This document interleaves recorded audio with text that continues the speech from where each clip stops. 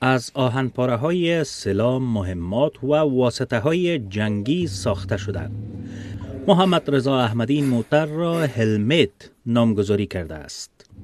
احمدی که رئیس اجرایی شرکت موسوم به انتاپ است، 5 سال برای طراحی و ساختن این موتر صرف کرده.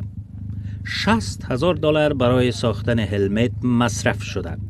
با خروج نیروهای خارجی از مملکت ما اینا دیگه نیاز نبود. آهنش جداگونه استفاده کردن و این فوم واقعا میشه گفت که زباله بود. هیچ استفاده ازش نمیشد. ما از این زباله استفاده کردیم، رو اون زباله های جنگ ما یه همچین زندگی رو ساختیم.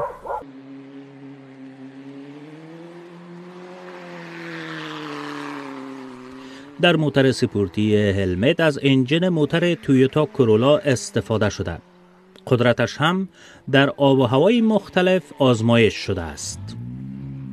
این موتر از هفته‌ها به این سو مردم را به خودش جلب کرده.